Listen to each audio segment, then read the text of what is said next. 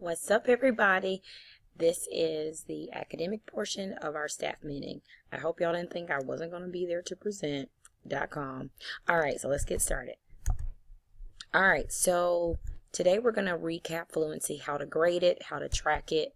We'll also recap comprehension, how to grade it, how to track it, and then we'll talk about our quarter two observation connection. Today we're going to focus on discussing how to ensure lessons are relevant, engaging, but mainly we're going to focus on the piece of connected to student goals and future. So let's recap fluency really quickly. When you're testing fluency, ultimately I want you to listen to the students read for 60 seconds, and each passage has a target goal. And so we're going to use a target goal located on the last page of the passage as the total that we're actually going to use to assess students. So here's an example. Let's say the passage title is At the Playground. The total words in the passage is 174, but the target goal for the words the student should read in a minute is 140. So in 1 minute, the student actually read 119 words total. The student made 3 mistakes while they were reading, so we're going to subtract 119, take away 3, and that's going to give us 116. So ultimately, our final equation would be 116 out of 140 because that's the target goal. So their accuracy score, once we divide those two, is 83%. So the student records 83% as their grade, and they shade in 83% on their graph, and voila, you have a total. Also, I want you to know that I will replace your sheets, your recording sheets for students on Wednesdays, or on this Wednesday if students didn't record this way ultimately. And I'm pretty sure they didn't because we've talked about fluency a few times this week. So this gives us a way to iron out the kinks, and I'll take the onus on that, and I will record or replace your sheets for you Wednesday. So I'm pretty sure you're wondering why all this back and forth. So Crystal and I talked, and we thought, and wham, we've got it. Before I move on, I do want you to know that this is not a demonstration, these pictures that you are seeing, but an actual conversation that was captured in real time, and the photo credit belongs to the amazing code wearer, Hillary Bernhardt. So the rationale in that Crystal and I had is ultimately we felt like to make fluency truly purposeful, students should be assessed against the goal they are trying to reach. So our hope is that by knowing the goal, students will read confidently, slowly, and use the appropriate prosody, and that's phrasing and expression when they're reading. So now let's take a look at our tracker.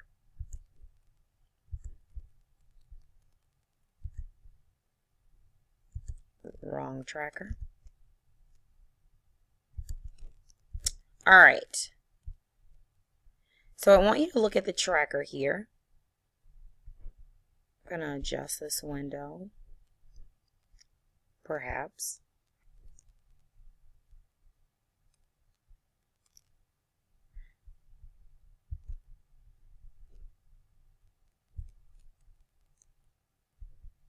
All right. So that didn't go.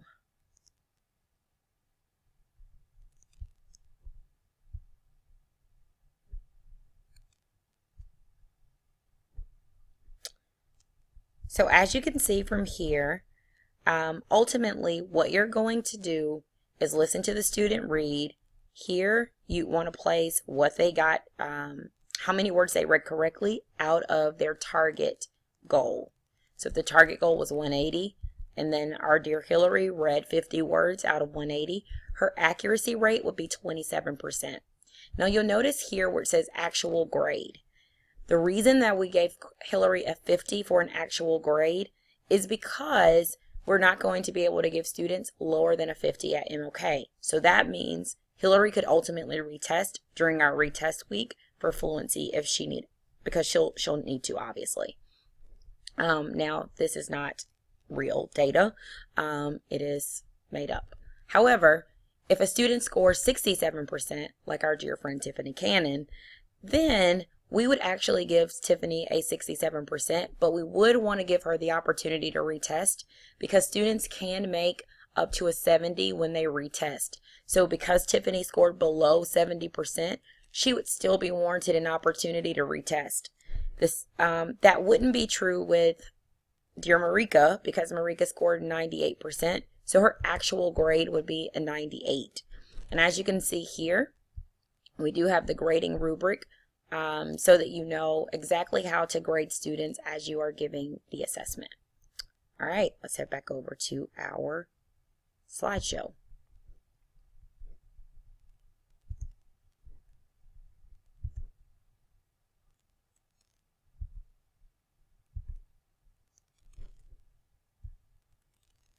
All right.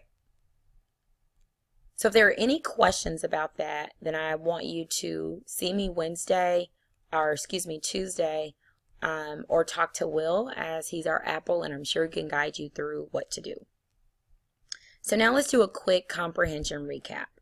So during our PLCs, many of you, actually all of you, have expressed interest in designing your own exit ticket data or your own exit tickets to align to the materials you cover in class. And I think that is just awesome. So snaps to you. All right. But to ensure that students are being introduced to the types of questions they will see on the EOG and MAPS test, Crystal and I would like you to use the books from the lesson guide to generate your questions. And so we've talked about this during your PLC meetings, but if you need some clarity, again, Will can explain. But these lesson guides that I'm referring to are the lesson materials that came with our LOI kit. So all of you should have an assessment book from the LOI system that aligns to your level. And again, you can take your book, but just generate questions almost verbatim. You're just going to align them to the book that your class is actually reading. And I've seen you guys working together on these, which Crystal and I think this is awesome, the collaboration that you're having. So just continue to build those out. But if you have any questions, you can call me or you can ask Will. I don't mind a phone call at all. And if I don't answer, I'll call you back as soon as I can. If you need a test booklet, you can find those in the office. All of them are in our box 1, or they will be located in the box of your materials, but ask Will because he can navigate that system very easily. Also, please just remember that we will have a PLC meeting Tuesday, November 3rd. So what I want you to bring with you to that PLC is your computer and all the other things that are in the notes, but also bring your student data with you. All right, so let's go back to comprehension and head back over to the tracker very quickly.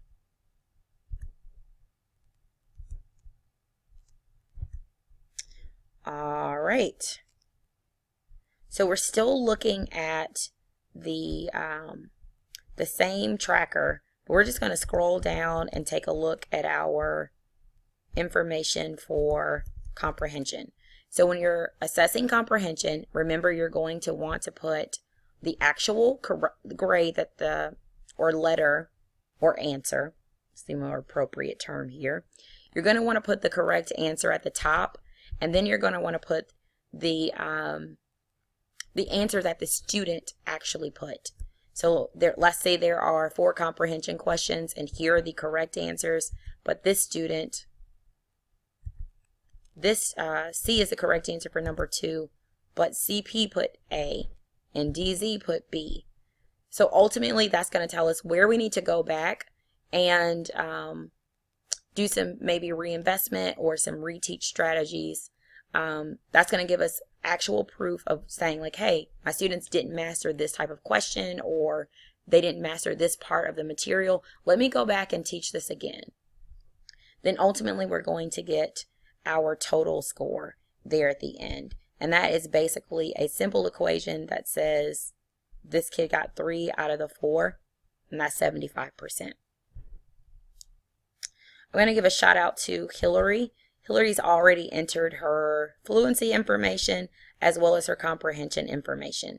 The only thing Hillary's going to want to go back and do here, oh, well, I actually see what she's done. So the X, I'm assuming, means that the student did not have the correct answer, but this was an open-ended response, I think. Hillary, we can talk about this in our PLC. But as you can see, she even put here that this student was absent, so we'll know we need to go back and give this exam to this student maybe during the reteach lesson or if there's some extra time. Also, what you're going to notice in the tracker today for your fluency piece, the grade tracker that I've generated for you, not the one that Crystal has, but what you'll notice is a third tab. And this third tab says apprenticeship. It says your last name and an app. We wanted to give you a way to record apprenticeships. So as you can see, here's an opportunity for you to add your student's last name, first name, the date, and then what grade they got on their Tuesday apprenticeship. And if you scroll over, then we will be able to just tally all of those up across those Tuesdays. There are 8 Tuesdays there, and you can get their average, which is the grade we're going to put in Miss Gist's grade book. And then you can do the same for Thursdays. So you can put their date, there are 8 Thursdays, and then ultimately their average. Hopefully this will give you a quick way to be able to look at students' data for apprenticeships. All right.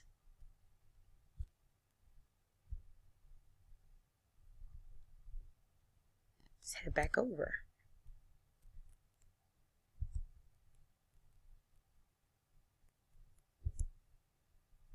Beautiful. Okay. So don't forget your meeting, please. Thanks. All right, so now we're going to talk about our quarter 2 observation alignment. And with this system, you only get 15 minutes for free, and we're at minute 11. So I'm actually going to stop this video and start a new one. So I'll be back in just a moment.